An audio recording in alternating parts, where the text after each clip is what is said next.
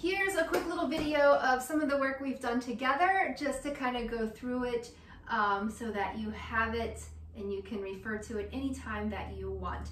Starting just with some hand mobility, you're going to bring your hands together, just kind of palms together, and then from there you're just going to roll the hands. So back of the hands and then the palms meet so that we circle through the wrists. You can push in as much as you want to create more stretch sensation. And then just reverse that circle, go the other way with it. Bring your awareness inward to being in your body. And then let's interlace the hands here into one little fist and then just kind of squeeze. So we get to feel kind of just the strength in our hands. You get to work a little bit on your grip strength, right? So just kind of squeezing in and then releasing. And doing that as many times as feels nice to kind of wake the hands up, okay? From that, just not too much effort in the hands, we're gonna figure eight, right? So just kind of drawing a figure eight with your knuckles. And keep the wrists close together so that it's not out into the arms, but that it really stays in the wrists. And then see if your body can trace it the other way. We usually have one direction that goes a little bit smoother than the other. Just clear that out, stretch the arms forward, out in front. Okay, from there, swinging the arms. Really nice way to shake off some stress and to just kind of wake the body up. Also really nice mobility through the arms and shoulders. So from wherever you're at, you can stand anywhere and then just simply one arm goes forward, one arm goes back, and then just swing. So let the momentum carry you through this. Notice your shoulders, your hips, your knees, and even your ankles move a little when you do this move. Maybe get a little crack through the spine as you turn. Let's slow it down. We'll come back in and then just now swinging side to side, right? Kind of whirly bird style. Wind up and then turn the other way. A few times with your feet planted, and then a few times where you kind of lift one heel and there's a little bit of weight transfer from right foot to left foot as you turn. As many times feels nice. And then we'll come back in. Let's take the feet wide here. And then from this, we're just gonna lean into one knee, bend one knee. So it's kind of like a side squat. And then just right back through your center. And then bend the other knee and lean out. Okay. Moving slowly, so you get to take a moment, just kind of pause at the bottom of the squat and then bringing it back up, right? So we get to work through leg and hip stability here. See about keeping the chest lifted a little bit, just that you're not going all the way down and kind of folding. You can do that, it's just a different move. But in this one, just kind of staying more upright and keeping this in the legs. From side to side. Good. From that, we're just going to turn the feet out and the knees bend. And then from there, just a little bit, again, of shifting your weight side to side. Knees going forward over the toes. And then as you come back in, just kind of sink down, hands at the knees, and then a little twist. Drop one shoulder in. And then untwist, drop the other shoulder in, sink in, look over your side. And then a few times through that, just kind of twisting through the shoulders and through the hips. Let's come back up through center. And then here, just hands at the hips, real small, kind of silly little move. But again, it's nice to get that movement through the pelvis and the low back, okay? Pelvis and low back really connected. And so we just kind of sit into one hip and then come back through center and then kind of sit into your other hip. You could also look at this as kind of like dipping one hip down and then dipping the other one down. So as one hip lifts, the other one lowers. So just a few times through that. Again, if the hips are feeling kind of tight or there's some tension in the low back, this is a nice way to move that. And it's simple. From standing still again, putting all those kind of standing movements together for just efficiency. Bend the knees and just let the hands land at the knees. And then from there we cat-cow. So we can arch and round our spine from a standing position. Again, this is nice if you've been sitting, back body just feels a little kind of tight. Start to get some movement here. Really accentuating that roundedness and hunching of the shoulders. Take this to each side, so the hands to one knee. I'm leaning in, leveraging, and then just that little arch and round to each side. A few times through that. Good. Coming back up. Another move that we worked on, a little bit of balance and also outer hip kind of strength stability, is we stand on one leg and then we kind of lean out and we float that leg. So it would be the move that you would do kind of like in side plank.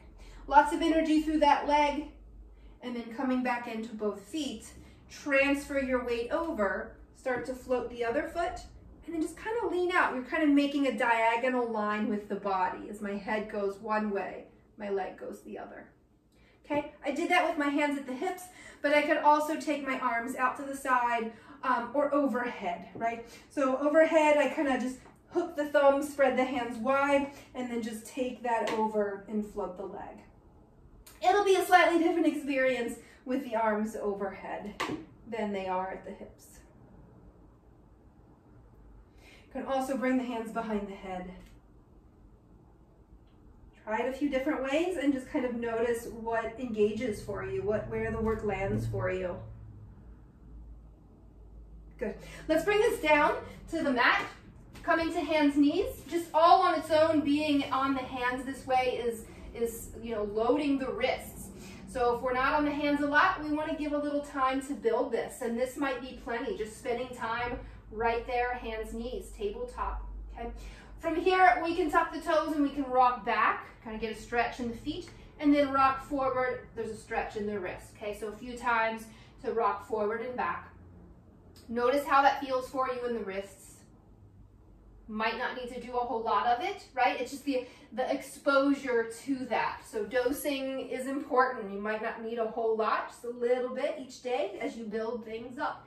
Coming up onto the fingerprints, lifting the center of your hand, leaning in.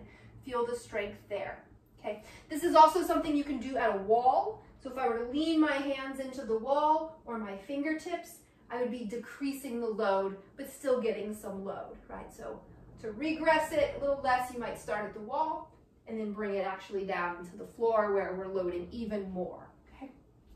So from here, our hip mobility move, we lift the right leg, kind of hike it, like I'm clearing a coffee table, and then bringing that foot to the floor. Leaning out, a little lunge, right? Leaning my hips, letting the knee go forward, and then just tracing my way back. Clearing that coffee table.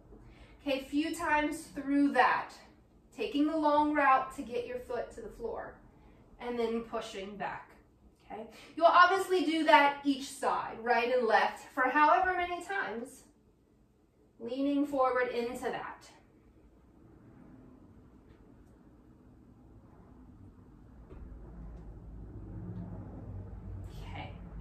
From that move, we can come all the way down into the floor and we can work the back body here. So working into back body strength, particularly if it's a new endeavor, we can start down here. The hands kind of to the side.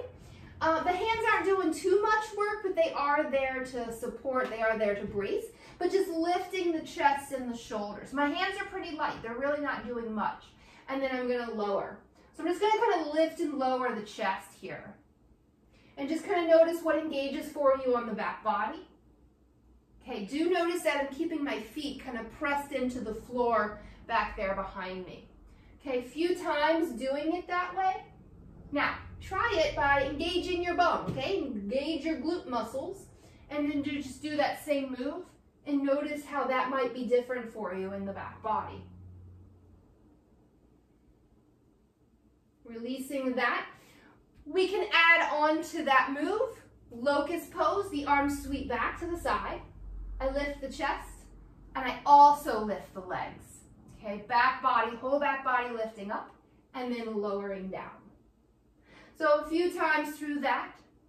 Keep the head long, so you are kind of glancing down, right? Kind of nose towards the floor.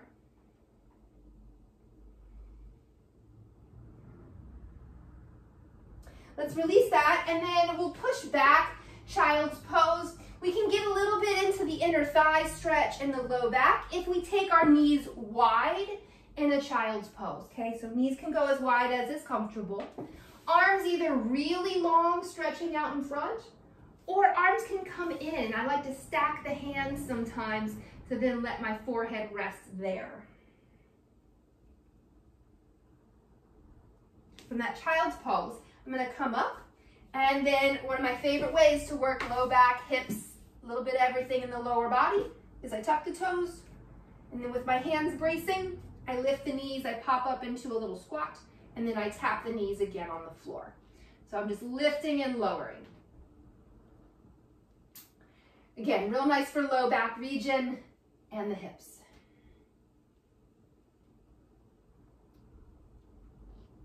I'm gonna tap my knees back down into the floor. I'm just gonna sit into my heels, and then I'm gonna come down into my forearms.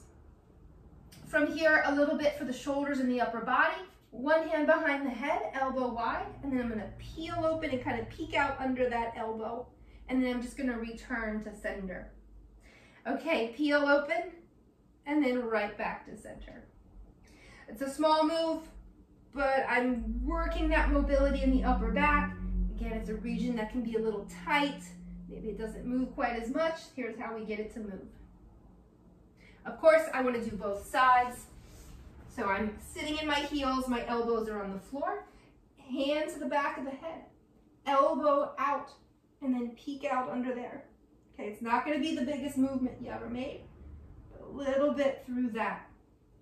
Really specific, isolated move, upper back and shoulder. Okay, from that, we'll come on back up. Also working with either a desk or a table or the wall, we can work our dog pose. Okay, so our dog pose with a wall, we would bring our hands either to the wall or to the table, and then we would just kind of walk back so we make that L shape. Pressing the arms, the hands, letting the hips go back. Maybe bring the hands down a little bit. Long spine. Coming back up to standing, and then working back body strength a bit more with those deadlifts, okay? No weight deadlifts, hands at hips or hip crease, hinge at the hip, and then come forward halfway, and then rise, okay? That's it. So just halfway, long spine. Dig the heels, feel like back body pulls you up, and then all the way back out. Okay? Hips go straight back, head comes forward. Halfway, 90 degrees would be the most. You could certainly do less. Knees are soft, they just have a responsive light bend to them. Adding a little bit of load, okay, a book, something with a little bit of weight might be good to give you some feedback so that you know what you're activating. Okay, gauge that, the right amount of intensity, not too much, right? Less is more, starting out with back body strength. Okay, that's it.